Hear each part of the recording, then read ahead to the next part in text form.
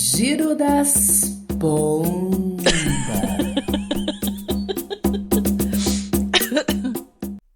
Olá, maravilhosas, maravilhoses. Olá, meu povo, sejam muito bem-vindos ao nosso Giro das Pombas. Esse encanto que não para de rodar, de se espraiar, que afeta cada vez mais e mais pessoas, semeando palavras com sentido, com experiência, com coração. Pois é, eu sou Bárbara Altivo, sou mãe, cartomante, sou professora de comunicação social na universidade, jornalista, antropóloga. Pois é, gente, e muitas outras coisas, porque nós somos seres múltiplos, graças aos deuses, né? Ninguém aqui tá falando de monocultura, galera. Aqui a multiplicidade é a rainha. Bom, no episódio de hoje, nós vamos conversar com uma mulher que tem história, que tem caminho, que está há mais de 20 anos construindo uma rota de autoconhecimento e de cuidado com outras pessoas, através de diversas práticas espirituais de acolhimento, de cura, de direção. Eu estou falando de Valquíria Rosa. Eu te convido para pegar o seu chazinho, o seu café, o seu vinho e escutar aqui conosco esse papo que está maravilhoso. A Valquíria me inspira muito e eu tenho certeza que também vai trazer muitos conhecimentos para você que está aí, ouvinte, conosco. Vamos lá?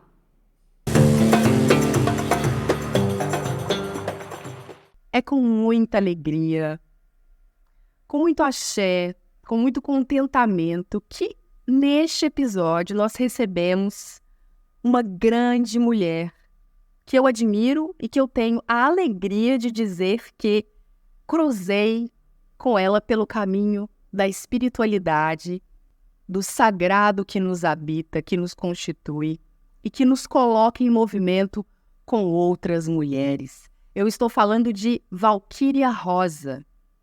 Prestem atenção na trajetória desta mulher que vai conosco trocar hoje.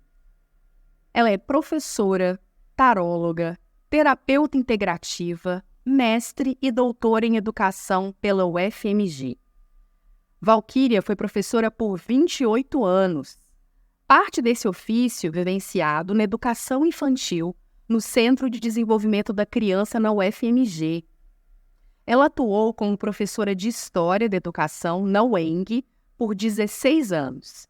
Foi professora e pesquisadora do NEPEJA, na FAI, Faculdade de Educação da UENG. E na UENG. Ela atuou, então, no Núcleo de Estudos, Pesquisa e Extensão e Educação de Jovens e Adultos, o NEPEJA, como eu acabei de falar, né, gente? Valquíria também participou e coordenou, neste núcleo, projetos vinculados aos movimentos sociais, MST, e sindicais, FETAENG, através do PRONERA, Programa Nacional de Educação na Reforma Agrária.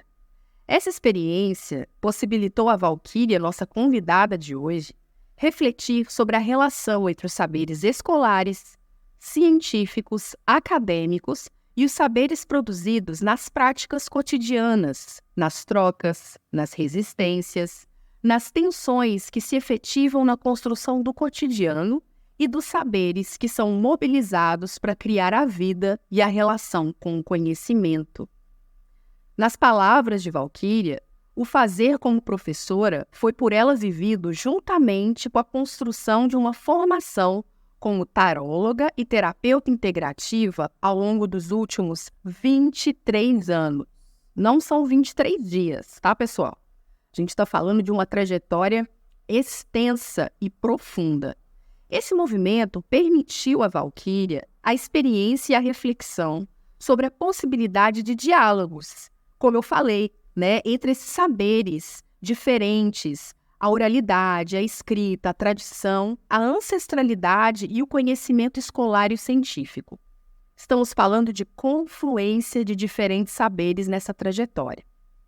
Esses olhares e reflexões sempre tiveram como eixo os ofícios e fazeres femininos, o que eu destaquei de cara na forma como nós nos aproximamos, né?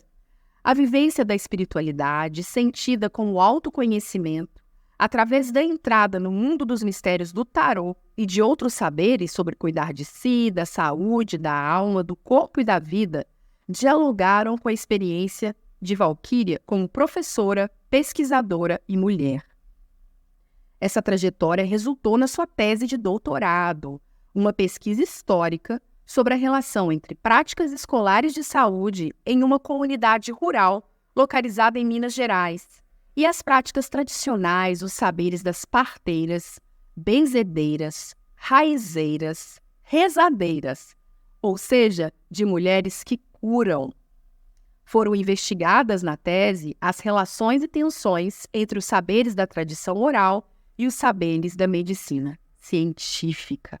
Uau! Valquíria, nesse fio que tece a vida e suas tramas, nessas experiências, permitiram a ela o sentir, experimentar e refletir sobre as tensões e relações entre os diferentes modos de existir, de produzir conhecimento, de compreender que a vida se cria, se faz nas relações e contradições.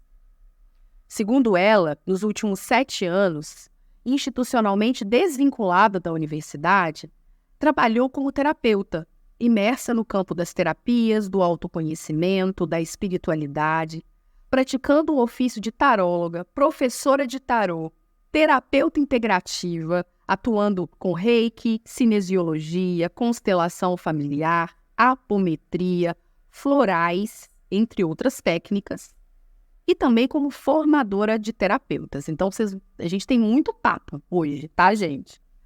A relação com o xamanismo, a vivência de práticas xamânicas chegaram através da força do feminino que cura, dos círculos de mulheres e estudos sobre Maria Madalena, nos últimos 10 anos da vida de Valquíria. Atualmente, ela realiza também trabalhos em uma comunidade em BH. Somos conterrâneas aqui, estamos em BH. Vinculada ao Instituto Terra Movimento de Luz com mulheres, criando no movimento de partilhas e construção coletiva um espaço de expressão de suas histórias de vida, trocas, arte e acolhimento. Mulheres que juntas desembolam tramas, dores, ao olhar, sentir e se acolherem. Segundo Valquíria, essas mulheres confiam, fiam, tecem juntas outras tramas, tecem curas, amor, resistência, risos e beleza. É com essa belíssima apresentação, né, que aqui eu compus a partir das palavras da própria, que eu te dou boas-vindas, Valquíria. Seja muito bem-vinda ao Giro das Pombas. Boa noite, Bárbara. Muito obrigada por essa possibilidade, né, de fazer essa síntese sobre a minha trajetória, né? Foi muito bom te ouvir. Uma coisa é a gente escrever e depois a gente se escutar através da fala do outro, né? E foi me surgindo aqui muitas possibilidades de refletir sobre esse lugar.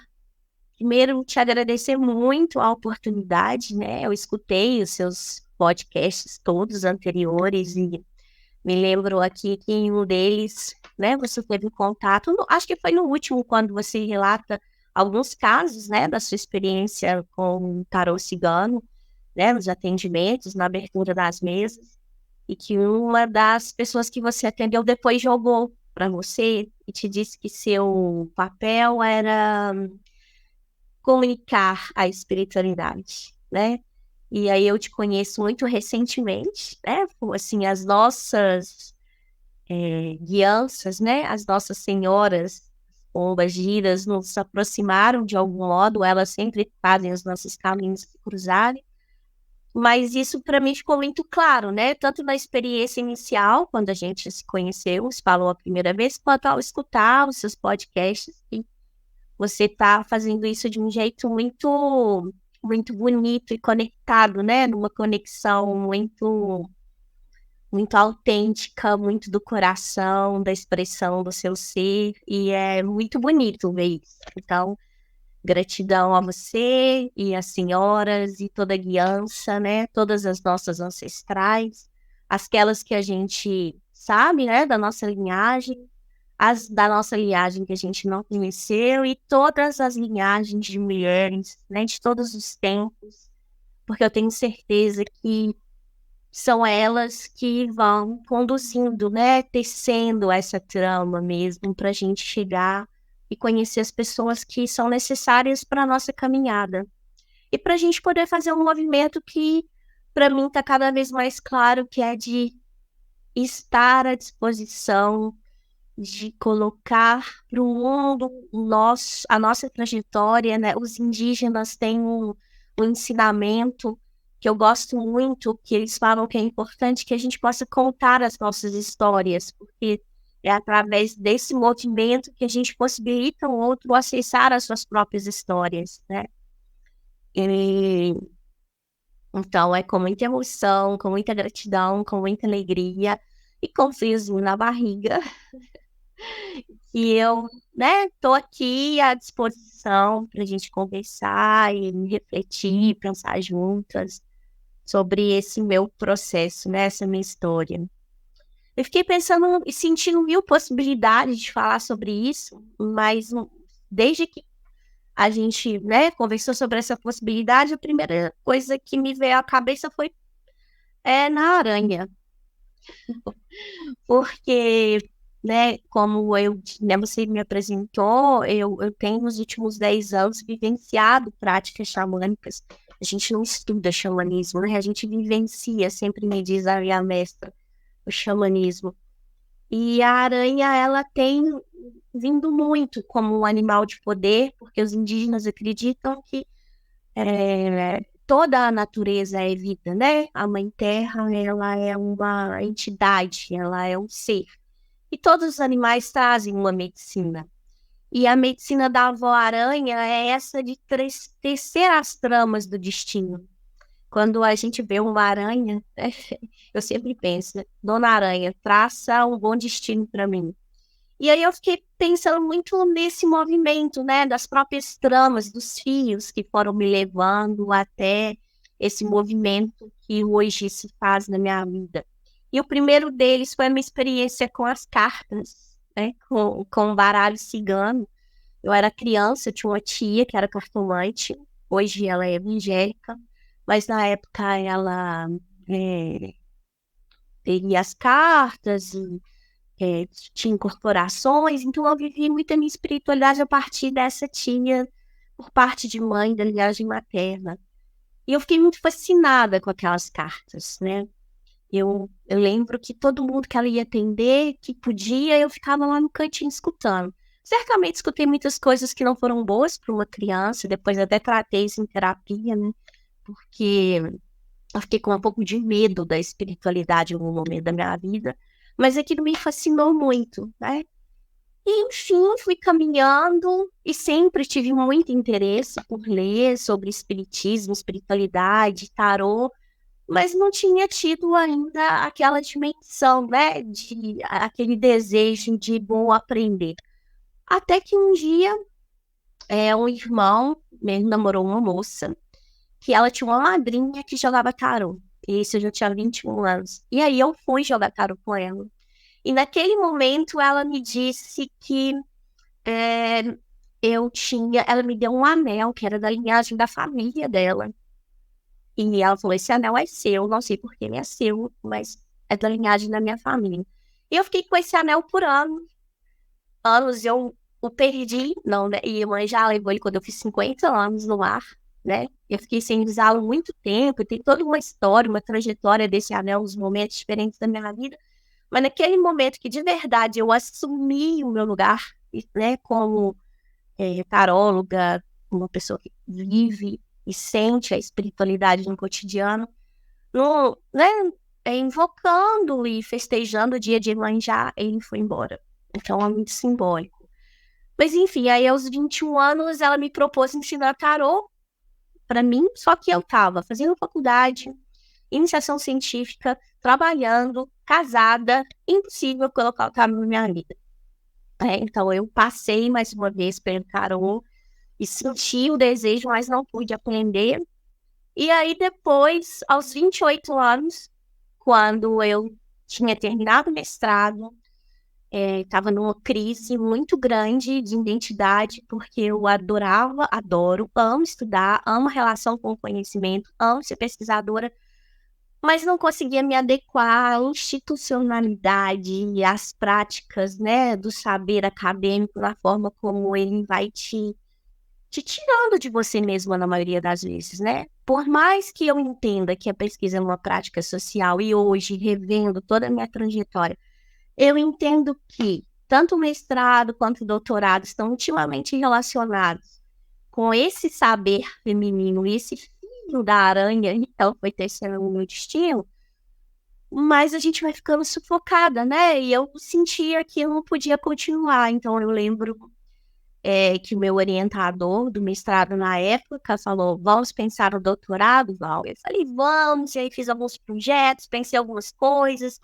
cheguei a pensar num projeto sobre o saber dos ciganos, né, que era pensar a perspectiva de como que eles eram avessos ao processo civilizatório nas suas práticas, a homeopatia, saberes que também não tinham legitimidade científica da medicina, enfim. Mas aí eu disse para ele, não vou fazer doutorado, eu vou estudar tarô, né? Não foi simples, eu imagino que não deve ter sido fácil para ele ouvir, né? Não foi simples para eu falar. Eu lembro que na época eu tive uma crise de hérnia de disco, fiquei muito mal, sem conseguir andar, com muita dor, porque na verdade, né, o corpo estava dizendo tanto que era difícil fazer aquele caminho, seguir uma outra rota naquele momento, mas eu decidi estudar o tarô, né? Então, fui estudar tarô, conheci minha mestra, porque aí, nesse período, eu era professora da UFMG, na educação infantil. Eu tirei licença para fazer o mestrado. Quando eu voltei da licença, eu pedi demissão, porque eu era terceirizada, pedi demissão de um trabalho de 12 anos, porque eu também não estava feliz. E aí foi um tanto de coisa que aconteceu na vida ali naquele momento, bem no retorno de Saturno, né? Eu também flerto, estudo com astrologia, utilizo no meu trabalho, mas ainda não faço leituras de mapa profissionalmente. Então, aquele momento ali, 27, 28, né? O retorno de Saturno, grandes mudanças acontecendo. A minha mãe morreu, eu estava terminando o mestrado, eu pedi demissão do emprego. E aí eu fui trabalhar na PUC, no Instituto de Pesquisa, conheci uma colega de trabalho, que virou minha amiga, e que eu falei para ela da minha angústia, eu queria aprender tarô. E ela falou, minha ex-cunhada é professora de tarô. Naquele dia, eu peguei o telefone, liguei para ela, e ela falou assim para mim, você é aquariana?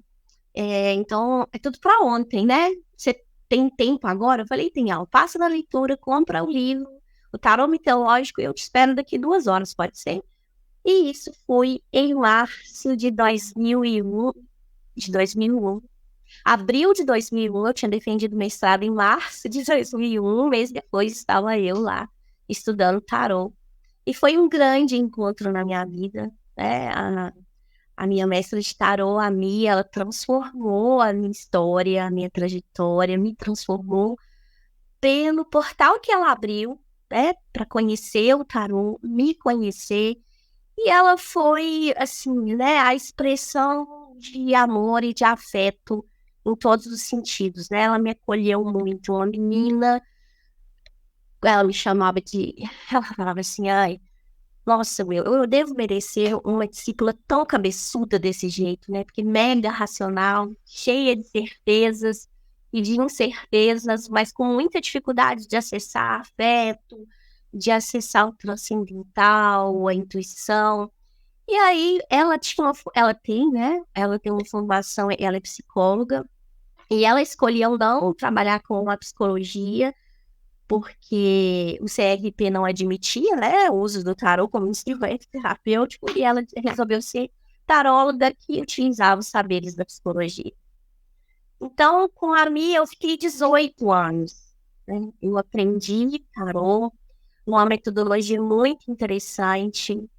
Eu fiquei 7 anos iniciais me formando com ela, uma experiência vivida, sentida com o tarô. E só depois de 7 anos ela me permitiu começar a jogar, né? Então foi uma iniciação mesmo. E depois eu fiquei com ela mais, né? Tô ruim de fazer conta, 11 anos, estudando, grupos de estudos, eu e ela, e outras alunas, e a gente criando formas, estudando astrologia, tarô, livros de tarô. Então foi uma experiência muito formativa, né? Tanto do ponto de vista conceitual, sobre a espiritualidade, sobre o tarô, do ponto de vista terapêutico, né? Foi uma grande experiência de autoconhecimento e espiritual mesmo de me tornar, né, uma taróloga. Daí eu fui fazendo uma trajetória paralela, eu fiz uma seleção na UENG para professora de História da Educação, passei, em seguida comecei a dar aula e resolvi não fazer o doutorado e fui estudando tarô e fazendo formações paralelas como terapeuta integrativa. Todas aquelas que você já disse, né? Reiki, cinesiologia. A cinesiologia também foi um saber muito importante. Eu fiquei muitos anos com a minha mestra, a Áurea, a quem eu também sou muito grata por ter me iniciado em saberes que hoje também fazem parte, né, do meu ofício como terapeuta. Também me acolheu muito, me permitiu muito a experiência do afeto, do aprendizado, da espiritualidade. Tratei muitos anos com ela, ela foi minha cinesióloga por muitos anos. Hoje a gente trabalha uma ao lado da sala da outra, né? Isso é um grande presente. E aí eu fui construindo essas perspectivas. Então, esse fio, né, ele sempre foi tecido por uma questão que para mim está muito clara hoje, que é a relação entre os saberes. Porque o meu maior conflito, e ainda né, não vou dizer que ele não exista mais, mas é a relação entre os saberes legítimos e aqueles não considerados legítimos, né?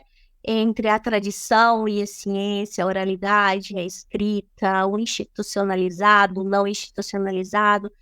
Isso me movimentou, me instigou, me deixou conflituosa, com medo, com vontade de desistir, de largar a espiritualidade, ou de hora largar a universidade, ficar só na espiritualidade. E sempre nesse fazer sobre as mulheres, né? Na educação infantil, eu iniciei o processo pensando entre as mulheres crecheiras e as mulheres que precisavam ir fazer os cursos de formação de professoras para continuarem a exercer seu ofício. Não estou aqui dizendo que não, eu não sou negacionista, não estou dizendo não à ciência, ao conhecimento, à construção do conhecimento. Mas como que esse saber, né, esse modelo de ciência que a gente produziu na modernidade para cá, ele criou um modelo que não dialoga com outros saberes, né? E aí a gente está sempre desqualificando um saber para qualificar outro. Peraí, já voltamos à conversa, mas eu quero aproveitar este encontro maravilhoso, cheio de energia, com Valquíria, para te convidar, você ouvinte, para uma iniciativa muito bonita que está nascendo. Eu falo da Escola Livre de Baralho Cigano, Abertura do Coração de Cartomante. É isso mesmo, eu vou, a partir de maio, mês de Santa Sara Kali, realizar uma formação em baralho cigano com ênfase num conhecimento aprofundado das cartas, do baralho, ou seja, sua numerologia, alquimia e iconografia, bem como a compreensão da história e antropologia desse oráculo, o desenvolvimento de práticas fundamentadas na linha espiritual dos ciganos. Então, nós vamos aprender modalidades de tiragem, vamos ter exercícios acompanhados e vai rolar uma fogueira de consagração presencial na força de Santa Sara Kali. Isso mesmo, nós vamos fazer uma festança presencial para honrar, né? Para alquimizar em nossos corações o encontro com esse oráculo. E para quem estiver fora de Belo Horizonte, onde vai ser o evento presencial, também teremos uma consagração online que vai atingir os demais territórios. Teremos meditações de ancoramento, falaremos sobre a roda do dinheiro, a precificação como engrenagem do oráculo. Também trataremos sobre magias e encantamentos de proteção, abertura das leituras e fechamento das práticas. Falaremos também sobre o corpo da cartomante, vestimentas, banhos e cuidados. E, ao final, teremos um trabalho como uma espécie de TCC, que será uma oferenda ao próprio coração que se abre diante do ofício. Ao todo, serão 7 encontros, 2 horas, tá, por encontro, que terá conteúdo teórico e prático. Vamos ter tarefas, porque não adianta a gente falar de baralho cigano sem colocar a mão na massa, né? E o material bibliográfico que nós vamos utilizar para a parte teórica passou por uma curadoria minha, né, que sou antropóloga, de trabalhos consistentes sobre o tema. Também haverá o acompanhamento integral de todos os inscritos, alunas, alunos, pelo WhatsApp e a emissão de um certificado.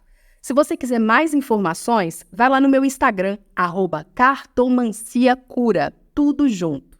As inscrições estão abertas a partir de hoje, galera, e vão até o mês que vem. Nós começaremos no dia 16 de maio. Nossas aulas serão sempre às quintas-feiras. Serão todas gravadas. Então, para quem estiver aí na correria da vida e não puder acompanhar no ao vivo, depois é só entrar lá na nossa pastinha no Drive e assistir a aula completa, tá bom? Então, começaremos no dia 16 e a nossa consagração será uma semana depois, no dia 23, às vésperas do dia de Santa Sara Kali. Nós vamos até o final do mês de junho. Dia 27 é a nossa última aula. Portanto, às quintas-feiras, de 8 às 10 da noite, estaremos juntas fazendo essa belezura que é abrir o coração da cartomante que habita em nós. Você quer mais informações? Vá lá no meu Instagram, @cartomanciacura, tudo junto, e você vai encontrar formulário de inscrição, valores, modos de pagamento, tá bom? Vambora! Então vamos continuar o papo com a Valquíria? Tá maravilhoso, né? Simbora!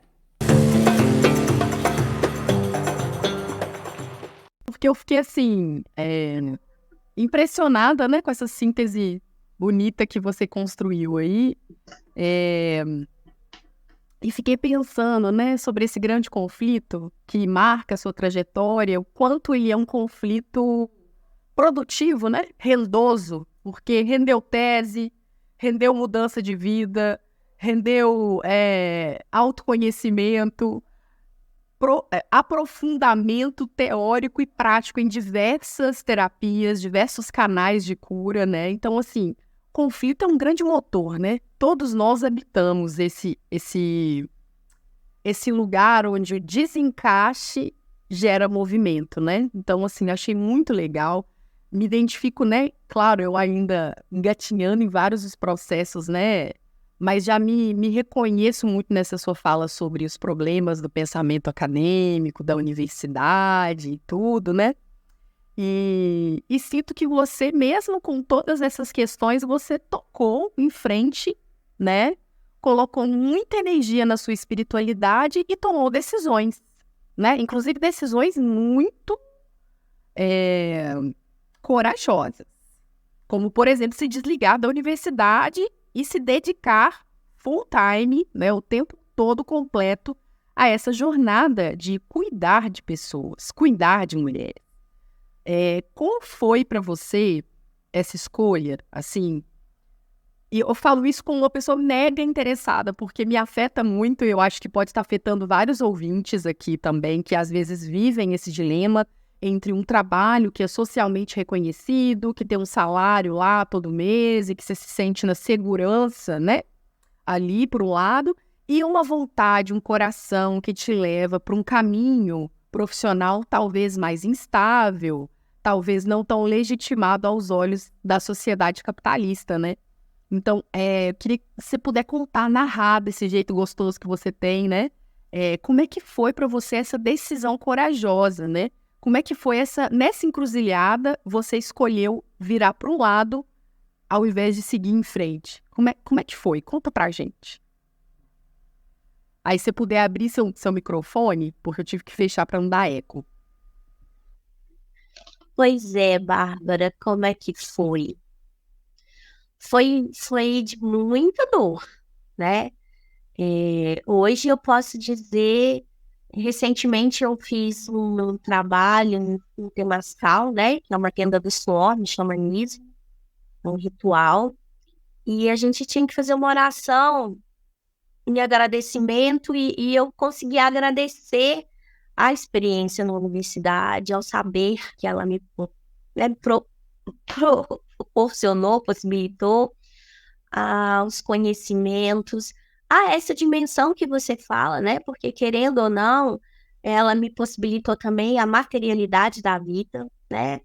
Todas as coisas que eu hoje tenho na minha vida e que me possibilitaram, inclusive, tomar a decisão de fazer a ruptura. E como se fala, a gente vive no mundo real, né? Eu, como sou herdeira, né? Eu nasci herdeira. Os meus pais foram, né? Assim, minha mãe já morreu, meu pai ainda é vivo. Meus pais praticamente não estudaram.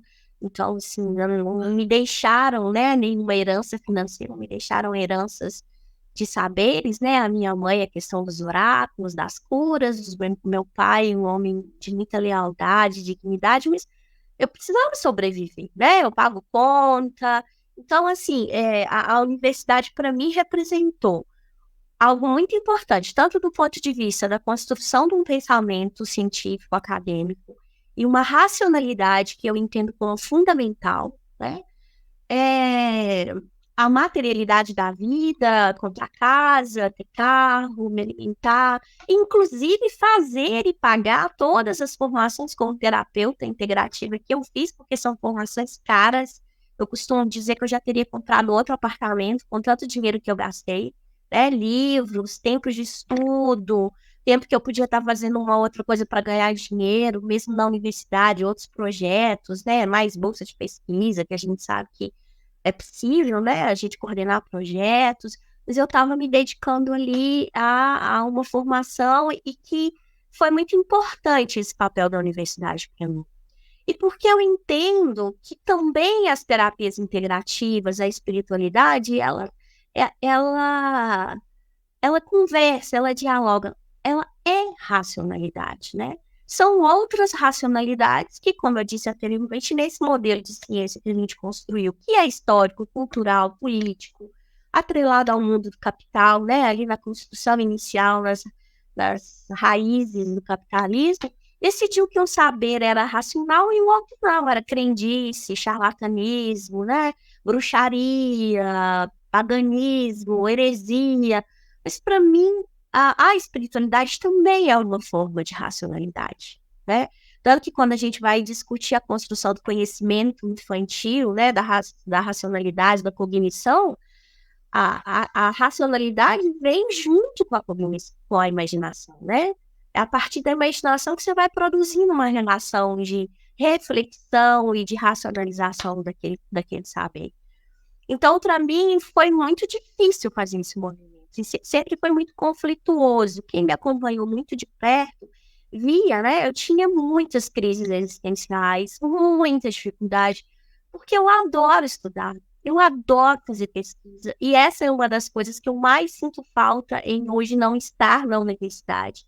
Porque é difícil fazer pesquisa, né, fora da universidade. A gente pode até fazer, claro que eu tenho um olhar investigativo, foram anos como professora, como pesquisadora, né, produzindo artigo, projeto, relatório. Então, assim, eu tenho esse olhar, até para o tarô, para as terapias com as quais eu trabalho, mas essa pesquisa, né, que é produzida ali em um ambiente que tem um diálogo, que tem uma parceria, né, que tem um nível de discussão intelectual que está mais, né, vinculado àquele espaço acadêmico. Então, foi muito difícil. Mas, ao mesmo tempo, eu ia percebendo que ficar lá estava me deixando muito triste. E o lugar que eu mais me sentia feliz é depois quando eu comecei a atender como taróloga, né? Quando eu terminava os atendimentos, às vezes depois de um dia inteiro de trabalho, começava o atendimento 9 horas da noite, eu saía do atendimento como se tivesse amanhecido o dia. Aí eu falava assim, é aqui que a minha alma brilha, que meu olho brilha, é aqui que eu me sinto feliz. Então foi muito conflituoso, muito, muito mesmo. Eu adoeci, tive adoecimentos, cálculo renal, hérnia de disco, né? Eu não cheguei a entrar em níveis de depressão profunda, nunca tomei tarja preta, né? Sempre tratei com homeopatia, cinesiologia, tarô, todas essas medicinas, né? Que também são formas de cuidar, né? São medicinas. E até que chegou um dia, né? Que eu falei assim, bom, eu preciso decidir se eu faço doutorado, se eu não faço doutorado. Porque também se eu não fizesse doutorado, seria cada vez mais difícil ficar na universidade. Uma vez que a gente vai ficando meio que escondidinho ali, né? Porque você não tem o título de doutor para assinar projeto, enfim, você conhece muito bem esses trâmites. E aí, como eu não tinha coragem de sair por conta da sobrevivência, né? Como é que eu ia fazer para viver? Eu ainda não tinha segurança de que eu conseguiria viver com o meu ofício de terapeuta. E aí eu resolvi fazer o doutorado. E, na verdade, a minha mestra em xamanismo, né? Com quem eu me vivencio e aprendo experiências, né, xamânicas, a Magui, ela sempre fala para mim, doutorado te escolheu. Não foi você que escolheu o doutorado. Me escolheu no sentido de que tinha algo ali que era da minha essência que precisava dessa cura, né? A Mi também sempre me falou isso. E aí o doutorado, eu acho que ele foi um movimento que me ajudou a integrar isso dentro de mim, né? Integrar esses dois lados, a mulher pesquisadora e a mulher que vibra com a ancestralidade, a cura. Então, assim, é bem homeopatia, né? O meu próprio veneno foi a minha própria cura. Então, hoje, quando eu vou falando e contando essas histórias, eu mesma vou refletindo, integrando dentro de mim tudo isso, que tudo foi cura. Né? Tinha que ser assim, porque é justamente isso que eu pesquiso, que me instiga, né? A racionalidade e a tradição oral e o escrito, a vivência espiritual e a materialidade da vida, coisas que não se separam, né? A espiritualidade é materialidade, é céu e terra, é sexualidade, é pulsão de vida, é política, é dinheiro, né? É relação de poder, de opressão, mas também é liberdade, é rezo, é perspectiva de criar outras tramas, de transcender, de sair das dualidades e criar uma terceira alternativa. Aí já estou até colocando o tarô, né, na perspectiva em que eu aprendi com as minhas mestras e o ensino. O tarô é uma experiência de vida, é uma experiência espiritual concreta, que a gente pode sair das nossas dualidades, criar alternativas, os arcanos, né, esses mistérios, esses portais que a gente abre permitem a gente fazer isso. E aí no doutorado eu resolvi estudar. Eu acabei fazendo doutorado em educação, porque eu era professora da faculdade de educação, tinha feito mestrado em educação, tinha toda a experiência do Pronera, né, que foi uma experiência muito marcante no Nepeja, com as minhas grandes amigas e amigos, e me marcou profundamente junto ao MST, mais especificamente a FETAENG. Eu também transitei no projeto, né, que a gente tinha 2 polos que dialogavam, mas eu fiquei mais no MST. Uma das experiências mais marcantes, formativas da minha vida como profissional, como pessoa, mulher, terapeuta, espiritual. Tenho um profundo respeito e admiração pelo MST. E então eu tentei juntar no doutorado tudo isso, né? Mulheres, práticas de cura, saberes, racionalidade, ciência, educação de jovens e adultos, educação rural, educação do campo, todos saberes que eu transitei ao longo da minha trajetória acadêmica. Até porque a minha perspectiva de pesquisa sempre foi muito transdisciplinar, né? Eu nunca consegui pesquisar uma coisa. Eu passei por várias, educação de jovens e adultos, história das mulheres, história da infância, sabe? Eu dei aula de várias coisas.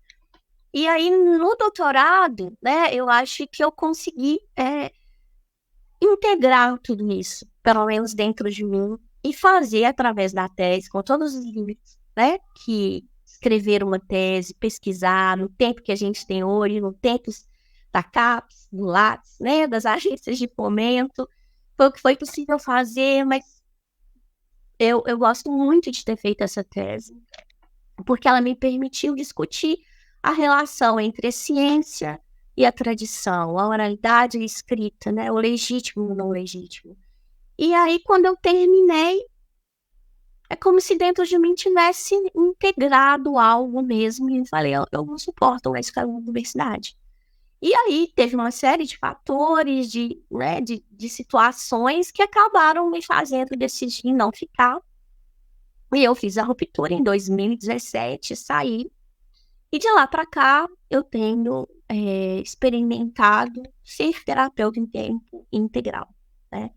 Então, não foi sem dor, não foi sem medo, também não foi sem racionalidade, nem sem amparo espiritual. Eu acho que a própria experiência que eu fui vivendo e topando viver, né?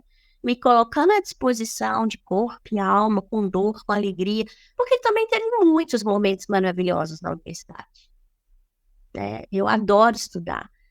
Aí eu decidi sair, mas, né, aí pegando um pouco da minha vivência com o tarô, eu lembro que a Mi sempre me falava assim, a carta do louco, que abre os arcanos maiores, né, que abre a jornada arquetípica, iniciática, para o Jung arquetípica, iniciática para os cabalistas, enfim, pelas várias possibilidades que a gente tem de pensar, sentir, ler o tarô. O louco inaugura a jornada, né? É aquela energia que te fala, não dá mais para ficar onde você está. E você precisa se lançar no desconhecido, escutar esse chamado, né? Escutar a sua alma, sair do controle e ir. E ela sempre falava assim, mas a gente precisa saber como faz isso para não virar boicote. Então conheça, se conheça. Nossa, Valquíria, eu tô pensando aqui várias coisas, né? Foi muito bonita a forma como você começou, né, a tramar essa história aí com a presença da aranha, a tecelã, né? E eu fico pensando como caminhar na espiritualidade é um trabalho que nos convoca a tecer, né? A cruzar possibilidades e a inventar um caminho próprio, né? Claro que existem pessoas que de cara já entram numa tradição espiritual e ali se desenvolvem, mas existem pessoas como nós que trabalhamos nos cruzamentos, né? Em vários mundos, nas transdisciplinaridades.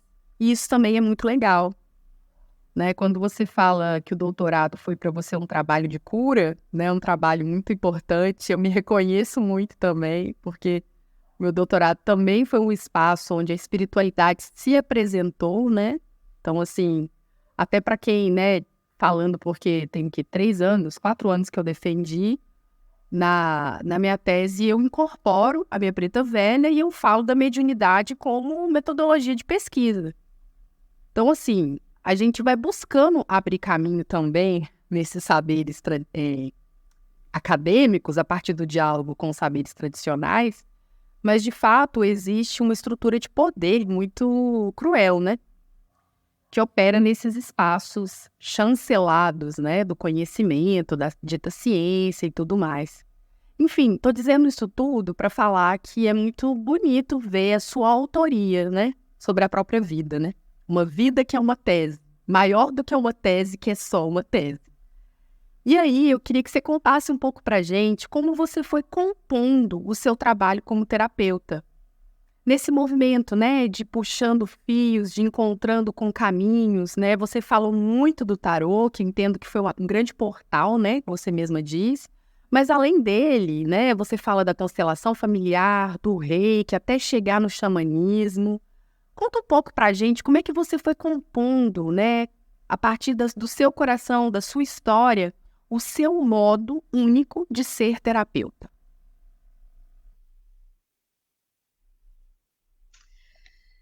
Pois é. Ah, como é que conta isso, né? O tarô realmente foi esse portal.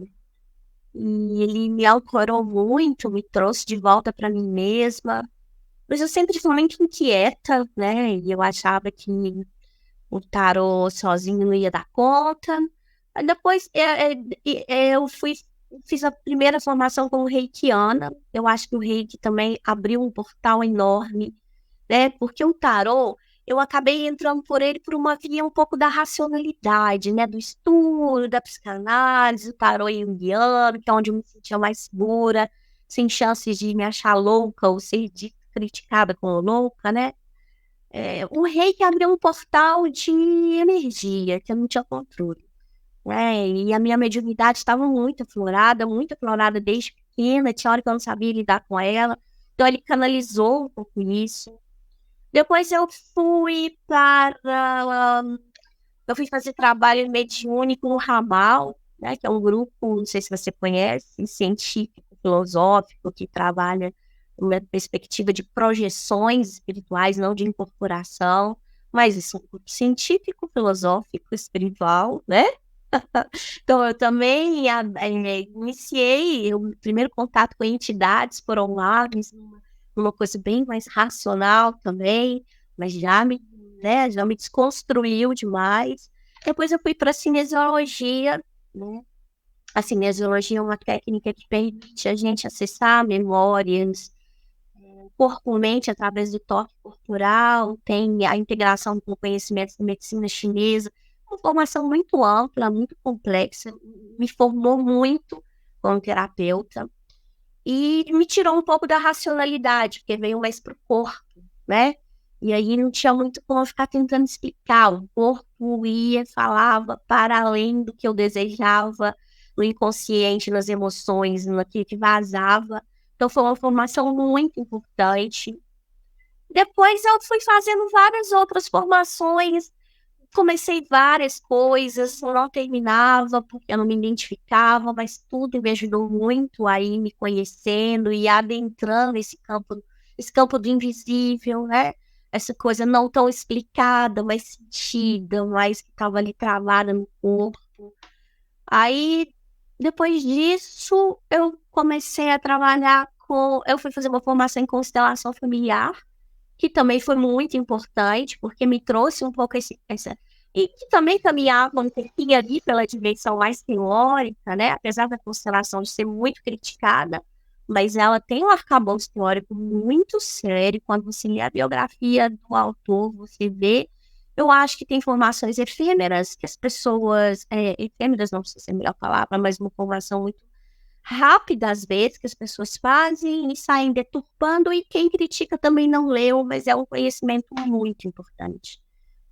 Se feito com seriedade, ele tem uma força enorme. Então, já abriu um outro campo muito interessante de ali transitar pela ancestralidade, de um outro modo, pelo corpo, pelo não dito, né, que foi muito importante. E depois eu fiz uma formação em apometria, que é uma técnica espiritual, né, que tem uma vinculação inicial ao kardecismo, ao candomblé, depois tem o racha. Hoje você tem a apometria para todos os gostos, né? Como a gente conversou no nosso primeiro encontro, o capitalismo captura rapidamente tudo aquilo que vê que vai ser um filão, né, que vai dar dinheiro, visibilidade. E assim como a gente tem reiki hoje de tudo, né? É impressionante. Tem reiki feminino sagrado, soterápico, xamânico, né? Da estrela, dos pleidianos, enfim. As pessoas vão deturpando os conhecimentos, às vezes, né? Mas a apometria, como um saber espiritual, eu acho que foi um lugar que abriu, junto com o xamanismo, esse lugar pro sensível, pro invisível, para uma espiritualidade que eu não tenho racionalidade sobre ela o tempo inteiro, que a racionalidade vem depois num outro momento, ou uma outra racionalidade que não é essa cartesiana acadêmica, científica que a gente tem.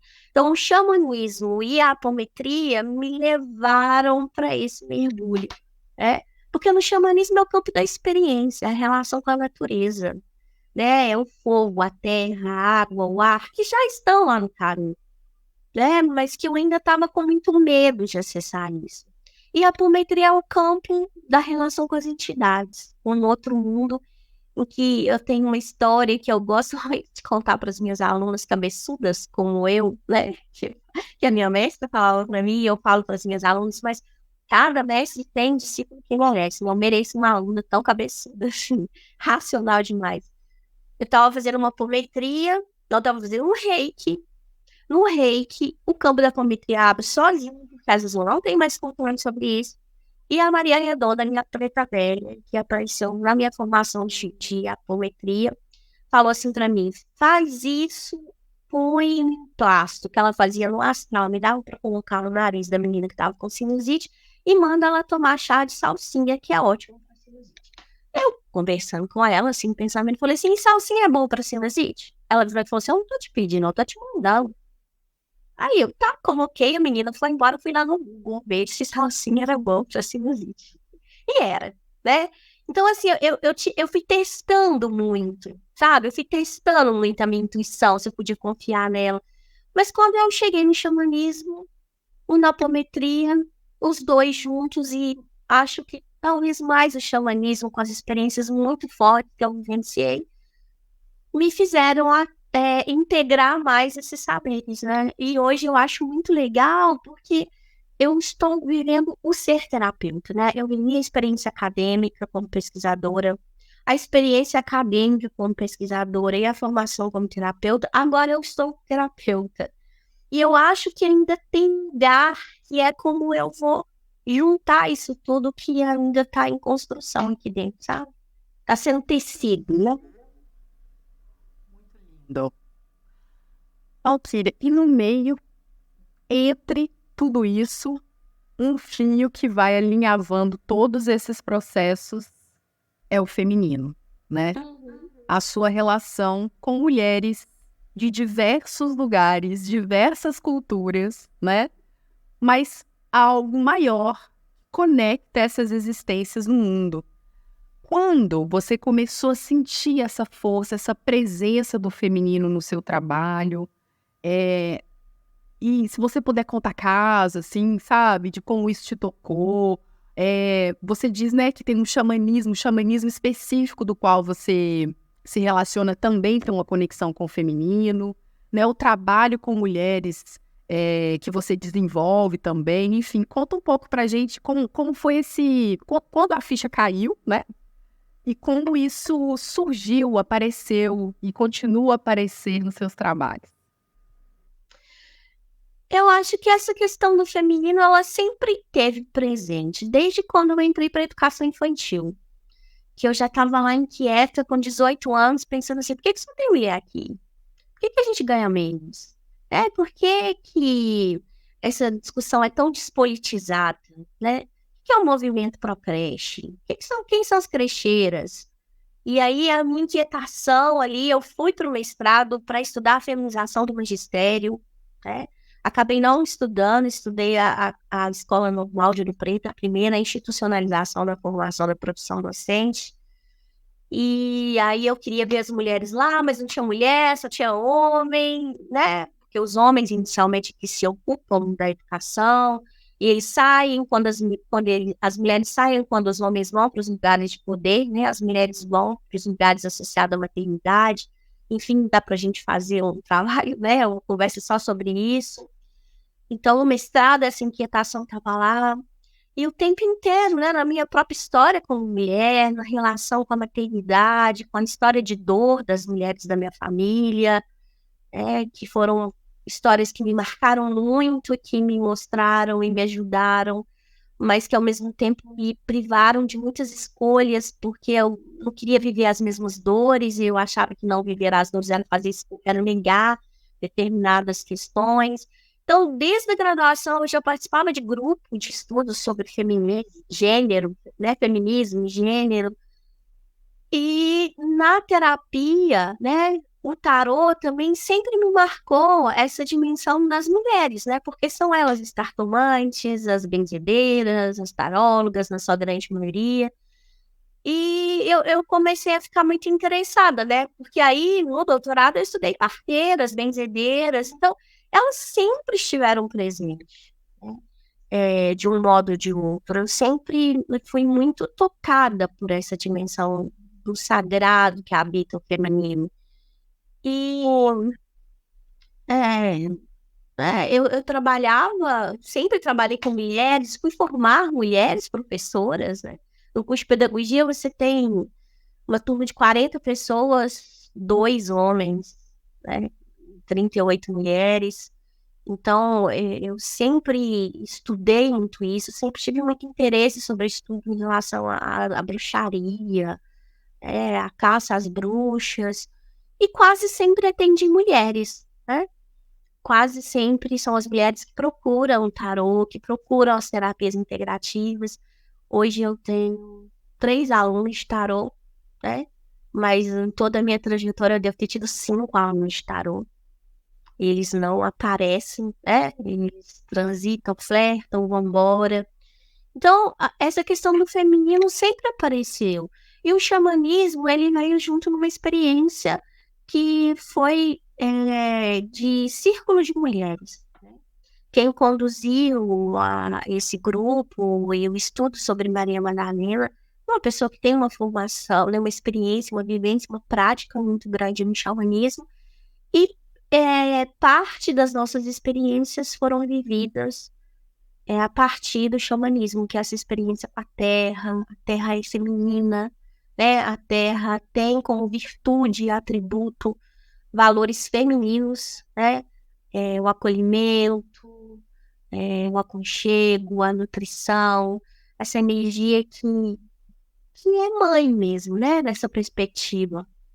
Claro que a gente pode fazer uma série de análises sobre a maternidade, né? Para além dos estereótipos e nos estereótipos, mas essa energia que nutre, que cuida, né? Que é a da Mãe Terra. Então, esses processos todos dos círculos de mulheres, eles foram trazendo, né, muito claramente as dores desse feminino, né?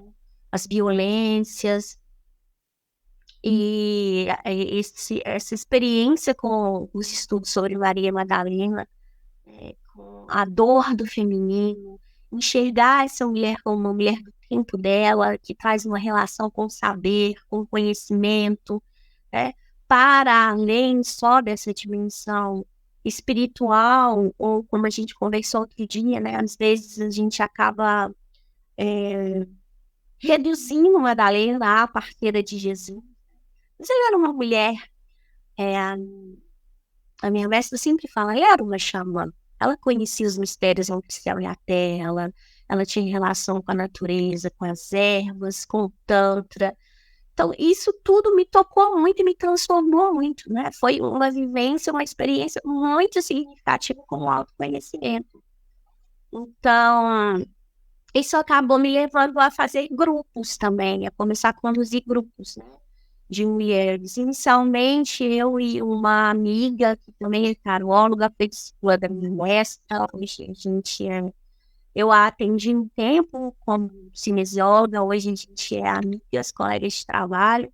A gente tinha um grupo, né, que coincidentemente era quase que na sua maioria formado por professoras, e a gente ficou ali um tempo trabalhando com aquelas mulheres. O grupo se desfez e eu fui viver outras experiências com outros grupos. E hoje tem esse grupo numa comunidade de Belo Horizonte, que são mulheres que trazem histórias de muita dor. É um grupo vinculado ao Instituto Terra, Movimento de Luz. É um instituto vinculado à igreja, à congregação missionária, à igreja católica. Uma freira, a Vera, por quem eu tenho muito respeito, admiração e gratidão, porque ela me convidou para fazer esse trabalho voluntário e ela me permite tocar tambor, usar o oráculo, honrar os indígenas, as ancestralidades afrodescendentes, né, os negros, as negras, os indígenas, as pombas giras, apesar de eu não poder falar muito sobre isso, mas elas estão lá, né? E isso também para mim tem sido uma experiência muito curativa, porque para quem tem certeza absoluta, que eu acredito em outras vidas, que eu fui queimada muitas vezes pela igreja, quando eu entro lá e toco o tambor naquele espaço, é muita cura, né? Só tem que agradecer. E já estamos quase a 1 hora aqui. Pois é. E assim, eu não vi passar. Nossa, queria te fazer uma derradeira pergunta. é um convite, assim, né? O que você falaria, ou o que você fala agora para as pessoas que estão nessa jornada, né? De se tornarem terapeutas, de trabalharem né, com a espiritualidade, de desenvolver e se formarem como pessoas que vão cuidar, né? Que vão propiciar caminhos de cura, né? Quais os conselhos que você aprendeu, que a vida te ensinou e que hoje você pode partilhar com a gente? Uau! Eu acho que é uma coisa que eu falo para mim todos os dias, falo nas minhas experiências, né, como terapeuta, para quem eu atendo, nas experiências como formadora de terapeutas, as pessoas que vivem comigo, na minha vida particular, cotidiana. É a escuta de si, é a escuta do coração, né? É óbvio que isso virou né, um clichê, todo mundo fala sobre isso, mas escutar o coração é uma coisa muito profunda, né? Porque assim como o arcano 16, a torre no tarô, é preciso se desconstruir, né? Romper com todos os padrões sociais, ideológicos, políticos, morais, religiosos, do patriarcado, né? Esse capital que oprime e fala que a gente precisa ter, que a gente precisa consumir, e que distanciam a gente da gente mesmo, da nossa essência, do nosso desejo, do nosso sonho, da nossa esperança. E distancia a gente da natureza, do simples. E escutar o coração é conectar com a natureza, com a simplicidade da vida, com o coração, com o sonho, com o desejo, né? E para além de tudo que está aí. E aí, às vezes, algumas alunas falam assim, tá, e uma primeira pergunta que todo mundo me faz depois de alguns anos de universidade, quando eu encontro, é: e aí, você está conseguindo viver como terapeuta? Né? Você está conseguindo sobreviver? Eu falei assim, não, agora eu estou vivendo. Eu sobrevivia, né? Porque eu não estava conectada comigo, apesar de ser um lugar, né? Como eu já disse, que eu amo e respeito muito. Mas dá para viver. Porque também não é porque falta dinheiro e a gente passa a viver com menos, não. É porque você ressignifica o que é significativo e que tem valor para você. E eu acho que dá para viver sim, dá para viver bem, dá para viver feliz, né? Tem conflitos? Tem disputa de poder na espiritualidade, no meio, né? De trabalho das terapias integrativas, mas tem também. Somos humanos, né? Mas eu diria que acredita no sonho, ai, parece piegas. Eu sempre brinco com o meu aluno de tarô, que eu falo com ele assim, qual é o seu sonho? Aí eu brinco, não vale a paz mundial, igual naquele filme lá da Miss Simpatia, né, que vai fazer uma sátira à questão das Luiz, e ela fala a paz mundial, né? Então não é assim, siga o seu coração, não nesse lugar, mas se escute, né? Acredita na possibilidade de ter esperança, de fazer outro mundo, fazendo o que você acredita, porque o que vai transformar o mundo é a gente resgatar o amor como um ato político, né? Político no sentido de entender a relação que a gente estabelece com o mundo, a materialidade da vida, o desejo de viver, de produzir amor, de produzir alegria, de produzir esperança. Então, amor como ação, né? Amor por nós mesmos, mesmos na ação de ser quem a gente é, para além do medo, da escassez, da falta, porque se vibra neste lugar e luta por um mundo melhor na materialidade dele, e essa é uma das formas de lutar por um mundo material melhor, né? Resgatando um lugar de autoria, como você falou, né? De que eu posso ser quem eu sou, e eu posso produzir política, eu posso produzir dinheiro, mas eu posso produzir isso de um modo consciente com a minha essência. Jamais nesse lugar piegas e despolitizado que às vezes se coloca a espiritualidade, né? Para mim, espiritualidade e política caminham juntas. Não se fala de amor, compaixão, misericórdia, sem falar em materialidade, igualdade social, distribuição de renda. Então, é pensar o amor como uma ação, né? Mesmo lá na perspectiva da Bell Hooks, que eu gosto muito, que quando eu li, eu falei, poxa, ela conseguiu me dar, né, ela fez para mim uma síntese muito interessante que eu acredito muito. Acho que é isso. Ai, muito obrigada, Valquíria. Isso me lembrou uma conversa que eu tive. Na verdade, eu tenho uma grande amiga, a Kali. A gente se conhece recentemente, mas foram as cartas que nos aproximaram. Eu jogo para ela, ela joga para mim, e assim a gente vai se compondo nessa amizade. E eu estava numa encruzilhada, surgiu um trabalho aí que me daria uma segurança financeira, porém, ideologicamente, não é o que eu acredito. E eu, muito feliz, empolgada, cada vez mais entregue, apaixonada pelo universo da cartomancia, do podcast, de estar com mulheres, de dar cursos e tal, fiquei em dúvida se eu aceitava ou não esse trabalho no corporativo.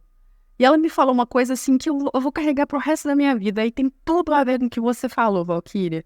Ela falou que se eu tivesse naquele trabalho, eu lutaria contra mim, contra quem eu sou. Eu estaria numa luta constante com a minha essência, para poder sobreviver, porque uma vez que a gente desperta consciência, a mentira vai nos incomodar. Ou seja, né? Então, se eu aceitasse essa vida completamente dobrada ao sistema, eu lutaria contra mim. Uma vez que eu rejeito essa proposta e abraço a minha jornada, eu estou lutando por mim. Eu achei isso uma chave, assim, impressionante, né? Para onde a gente quer destinar a nossa energia vital? Essa encarnação que é uma preciosidade que a gente recebeu, o que a gente vai fazer com ela? Porque a mesma força que a gente pode usar para alimentar uma máquina que mata, morre, né? Gera morte, etc., a gente pode usar para defender corajosamente o que a gente quer fazer, né? O que faz sentido para a gente, com todos os conflitos que surgem, né? Então, para mim, assim, te ouvindo, né, como isso também surgiu na sua trajetória, né, me inspira muito, assim. Você me inspira muito, Valquíria. Muito obrigada. Mesmo, assim, eu tenho sentido cada vez mais que estar com mulheres que assumem quem são me fortalece. E eu as fortaleço também, né? Essa energia, ela é o axé, é a energia vital, é o ingunzo, né? É o que nos mantém vibrando na nossa verdade. Por isso, cada vez mais, assim, eu percebo a importância de mulheres estarem reunidas, se mútuo fortalecendo. Então, quero te agradecer muito, Valquíria, pela presença hoje aqui no nosso episódio número 8, Giro das Pombas. 8 é um infinito, o que significa que este episódio vai rodar mundo, vai reverberar nos corações aí, pela sua presença, pela sua história, né, por tudo aí que a gente está começando a trocar e futuramente ainda trocaremos. Muito obrigada. Eu que agradeço, Bárbara, imensamente a possibilidade de ter esse momento de reflexão, porque é uma possibilidade, né, da gente olhar para a gente mesmo e sentir essa trajetória, né? Isso é muito importante. E como você falou, é o episódio 8, né? Só para a gente pensar um pouquinho no tarô, 8 no tarô é a justiça, que tem um arquétipo da deusa Atenas, e que trabalha com essa ideia da lei de causa e efeito, do retorno, do justo, né? Então, essa possibilidade também de se criar um campo de possibilidades da Cabala, né? Um campo aberto para o cultivo, a possibilidade de semear, né? A possibilidade de plantar e de colher. E quando a gente planta nesse lugar que é do desejo, da resistência, que tem a dor, mas que também tem a polaridade do amor, da coragem, a gente vai construir, certamente, né, lugares e experiências que possam trazer mais amor e alegria para nossas vidas, né, sobretudo para nós mulheres, para que cada uma de nós tenha coragem de fazer os seus movimentos, né, de construir, de cultivar outras histórias, de plantar outras raízes. Eu te agradeço demais, foi muito importante e espero que a gente possa fazer muitas trocas, Senhor. Este foi o 8º episódio de Giro das Pombas. E aí, você gostou? Me fale mais sobre, galera. Eu amo receber todos os feedbacks que chegam até mim, de cada uma de vocês. Compartilha, vai lá nas redes sociais, manda pra galera que vocês gostam, né? Espalhe esse axé, essa palavra espiritual no mundo. E como eu sempre convido, se você quiser conhecer mais do meu trabalho, agendar uma consulta oracular no baralho cigano comigo, vai lá no meu Instagram, @cartomanciacura, tudo junto. Tá bom, galera? Eu espero vocês. Um beijo, beijo, beijo. E até a próxima lua. Giro das Pombas.